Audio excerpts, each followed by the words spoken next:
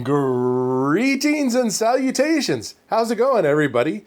It's time for another episode of Virtual Reality in VR.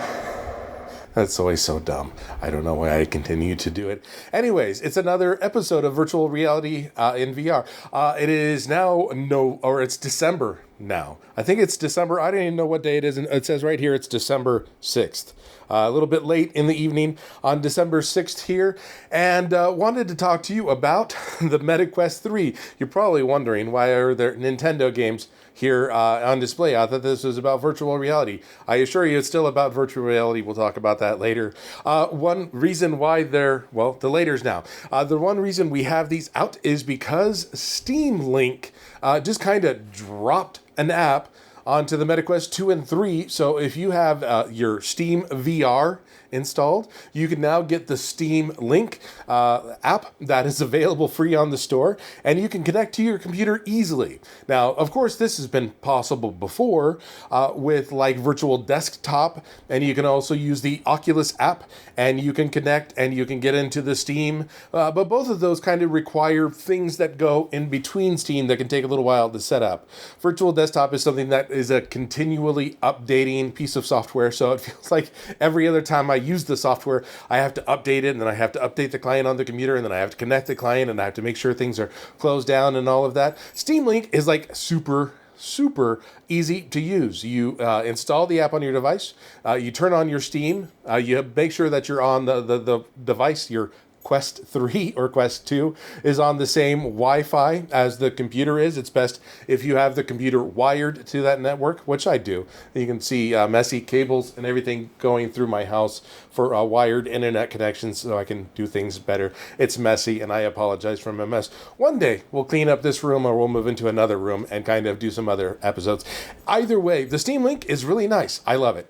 You connect it, you put in a 4-digit PIN to connect it the first time, and then you're off to the races. It loads super quick. Games load super quick. I decided, because I kind of have a potato PC, it's only got a 2060 in it. The processor's nice. It's got 32 gigabytes of RAM.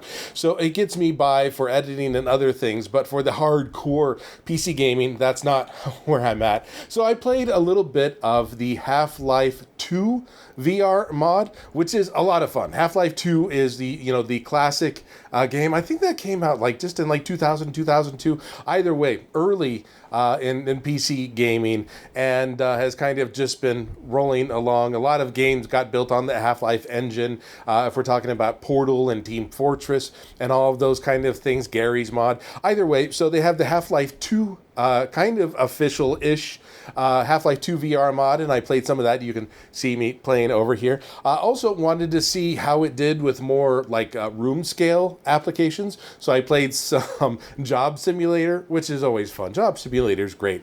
I played some of the convenience store level.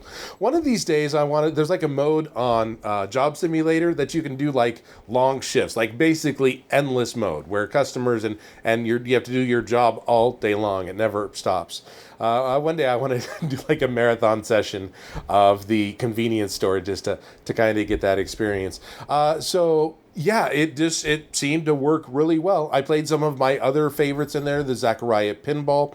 I have a ton of other VR games that I've gotten from Humble Bundles and things like that I'm going to want to check out. But Job Simulator worked well. The hand tracking worked well. The kind of room scale moving around and everything like that worked well. Had a lot of fun playing in that. And then I played 3D Sen VR, which is a emulator for Nintendo games. You can see I own the Nintendo games, so I guess there's that kind of legal borderline to where if you own them, you can play them on different devices or whatever. Either way, if you've ever played emulated Nintendo, Super Nintendo, Sega Genesis games back, emulation's been a thing forever. But this is a step beyond emulation insofar that it makes these games 3D. It kind of gives them that 3D, and you can turn the levels and twist them and take a look around. I played Final Fantasy, Legend of Zelda, Contra, Mario 3. At the end of the video, I'll show you some of how those videos look in real 3D. I know right now it's totally a trending thing. People are showing the 3D Sen in the pass-through mode, to where you can have, your pass-through and see the video game kind of floating in front of you, and then you see your messy room or whatever in the background.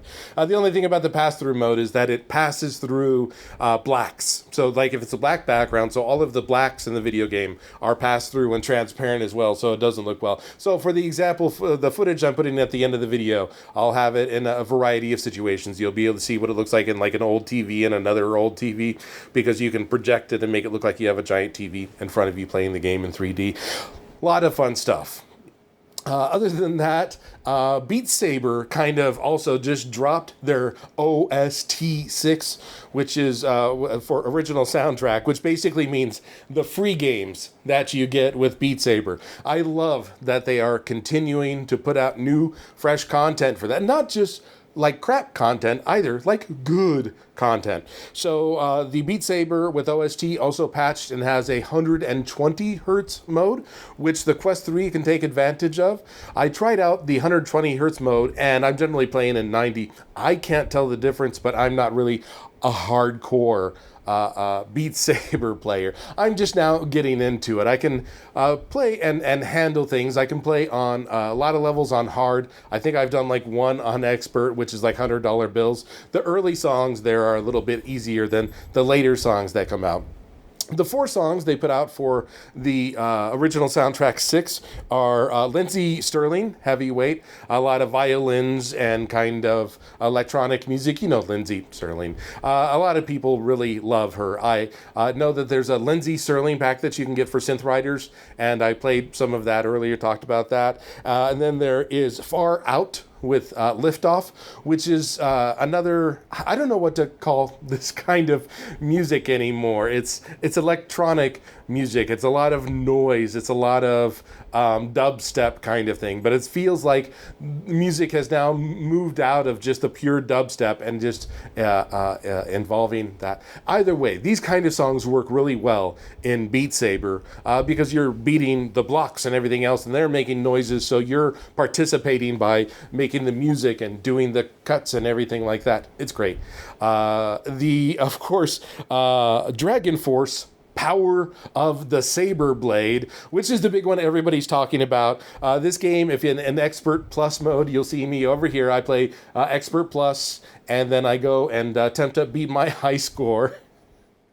And then I play on normal and do okay. It's a difficult song. It's got, in the Expert Plus, 10.66 notes per second. That means you have to cut nearly 11 blocks every second you're playing this game. And of course, some of the blocks are stacked on top of each other, but it's crazy. It's nuts. I don't know how any human can play this game and hit all of the notes, but there are multiple people out there already that have beat the Expert Plus and posted their videos.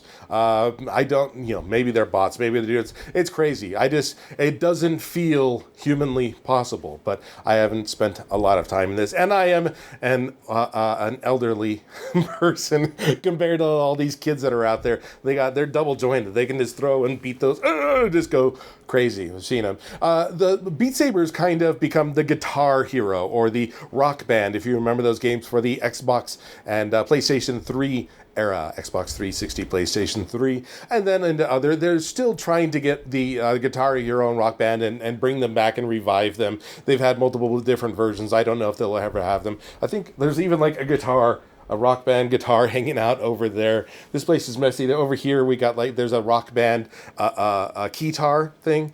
And then anyway, I'm getting off things. And then Camellia with Tempo Katana. One thing about the DragonForce Beat Saber that I forgot that's really cool. Basically, they wrote the song for Beat Saber. It's Power of the Saber Blade. So you're using your saber blades and you're going crazy cutting things and you're listening to songs. So I love how many self-referential songs that Beat Saber has now. It really feels good. in the game. Other than that, that's all I've been playing. I was supposed to be playing Assassin's Creed and making more stuff like that, but then the Steam link dropped, and I'm like, ooh, I want to play all of my Steam games and see how it goes, because that's exciting. So it really just opened up a whole new category of games you can play. Like I said, of course, virtual desktop and the Air Link and the Oculus Link. This has been possible before. I feel like the Steam Link makes it official. It makes it a lot easier. I mean, I can turn on my computer in there, then turn on my headset in here, and I'm playing, easily without any extra setup or having to go there and patch things or having to plug it in and do all of that. So it's like the easiest way to play PC VR games. So if you have a Quest 2 or 3, get it now if you want to play PC VR games wirelessly. It's nice. I'm sure more things will be coming out for the PC VR, and I'll talk about those as they come out, things that my computer can actually handle. Also, everybody is starting to get their embargoes lifted on Asgard's Wrath 2, which is coming out here December 15th. So everybody's talking about it, and they're like, oh, it's great, we love it. And I'm like, I'm really hoping it's true, and it's not just all these people who got the game early and got to play it are just singing the praises of it. People that are getting the early reviews, I didn't even have this on my notes. I should have put that on there. Arizona Sunshine 2, they're saying is like, you can beat it in 3 hours, which is kind of like an iffy thing. But they're saying, it's a short game. Even if you do everything, it's like 13 hours. So it doesn't have the full feel of a completed game for Arizona Sunshine 2. But Asgard's Wrath 2 is supposed to be like a super complete game. I went on the website, How Long to Beat, and it says it's about, if you do it quick, 27 hours. If you do it and get everything and kind of experience it, 67 hours. The average with doing side quest and everything else is 37 hours. So that's huge that's an RPG. That's, no punches pulled. There's a lot of things to do and explore. I really feel like this is going to be a huge title, especially since everybody is going to have it. It's going to be the game to own. And maybe next year or a year or two after this, we'll get Asgard's Wrath 3, or at least some of the other developers will see it's there. We already see that these PC VR games are being ported into the Quest 3 standalone in the forms of Power Wash Simulator and Grid Legends, which I've talked about extensively on the show. Now we're seeing more that if you have a decent-ish PC, you can play some PC VR games. You could still get by with like a 1070, 1060 if you wanted to play Beat Saber on your PC VR. So see what's out there. There's some games that are kind of made for potato PCs to play. Either way, enjoy these videos of 3D Sen VR with a couple of these games here being played.